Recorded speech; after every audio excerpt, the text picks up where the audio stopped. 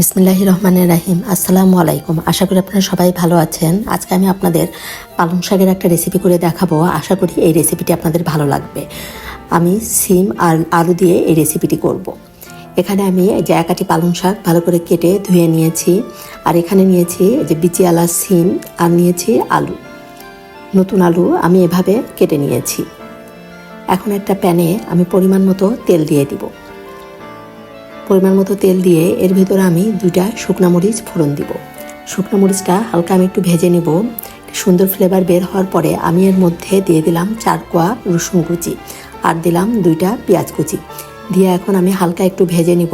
খুব বেশি ব্রাউন করব না, হালকা আমি পেঁয়াজ রসুনটা একটু ভেজে নিলাম। ভেজে নিয়ে এখন এর ভিতরে আমি প্রথমে দিয়ে দিব সিম আর আলু।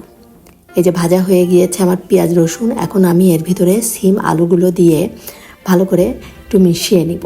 পেঁয়াজ রসুনের সাথে আমি সিম আলুটা মিশিয়ে নিয়ে এর ভিতর দিয়ে দিলাম 1 চামচ পরিমাণ লবণ, আর 1/2 চামচ পরিমাণ দেব হলুদের গুঁড়া দিয়ে আবার সব একসাথে মিশিয়ে নিয়ে ঢাকনা দিয়ে ঢেকে আমি এটা 2 মিনিটের মতো একটু রান্না করে নিব। এতে করে সিম আলুটা একটু সিদ্ধ হয়ে যাবে। যেহেতু শাক সিদ্ধ হতে বেশি সময় লাগে না, এজন্য আমি ঢাকনা দিয়ে ঢেকে এটা 2 মিনিটের মতো একটু রান্না করে নিলাম। যে হালকা একটু পানি বের হয়েছে, এখন আমি আবার এটা একটু নেড়ে নিব। নেড়ে নিয়ে আবার একটু ঢাকনা দিয়ে ঢেকে আরও কিছুক্ষণ এটা আমি সিদ্ধ করে নিলাম। যে এখন ঢাকনা তুলে আমি এই সিম আলুটা একটু ভেজে নিব। সিম আলুটা ভেজে নিয়ে এর ভিতরে আমি দিয়ে দিব 6টা কাঁচামরিচ ফালি। ঝালটা আপনারা আপনাদের পছন্দ মতো দিবেন। কাঁচামরিচটা দিয়ে আবার আমি সব একসাথে একটু ভেজে নিলাম। ভেজে নিয়ে এখন এর ভিতরে আমি পালং শাকটা দিয়ে দিব। পালং শাকটা দিয়ে আমি একটু মিশিয়ে নিব। এই পালং শাকের ভাজিটা খেতে কিন্তু খুবই মজা হয়, সাদা ভাতের সাথে তুলনা হয় না, এত মজা হয় এই ভাজিটা খেতে। এখন আমি একটু হালকা করে মিশিয়ে নিয়ে ঢাকনা দিয়ে ঢেকে শাকটা কমে আসা পর্যন্ত এটা আমি সিদ্ধ করে নিব। এই যে শাকটা কমে আসছে, এখন আমি সব কিছু নেড়ে নিব।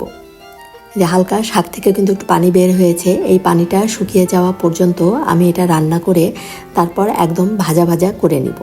সিম আর আলুটা শাকের সাথে একদম ভালো করে ভাজা ভাজা করে নিতে হবে। এই সিম আলু দিয়ে পালং শাক ভাজিটা কিন্তু খেতে খুবই মজা হয়। আপনারা যারা খাননি অবশ্যই একবার খেয়ে দেখবেন, অসাধারণ লাগে খেতে। আর এই ভাজির রেসিপিটা আপনাদের কাছে কেমন লাগলো অবশ্যই কমেন্ট করে জানাবেন। আর ভালো লাগলে অবশ্যই আপনারা আমাকে একটা লাইক দিবেন। আর যারা এখনও সাবস্ক্রাইব করেননি সাবস্ক্রাইব করে আমার পাশে থাকবেন। আমি আরও 1/2 চামচ পরিমাণ লবণ দিয়ে দিলাম, দিয়ে আবার একটু মিশিয়ে নিয়ে একদম মিডিয়াম টু হাই হিটে এখন আমি এই শাকটা ভাজা ভাজা করে নিব। টেবিলে যদি এই শাক ভাজিটা থাকে তাহলে আর অন্য কিছুর দরকার হয় না, এত মজা হয় এই পালং শাকের রেসিপিটা। এই যে ভাজিটা কিন্তু আমার হয়েই গিয়েছে, এখন আমি এই যে চুলাটা অফ করে দিলাম। হয়ে গেল আমার খুবই মজার পালং শাকের রেসিপি। ধন্যবাদ সবাইকে, সবাই ভালো থাকবেন। আল্লাহ হাফেজ।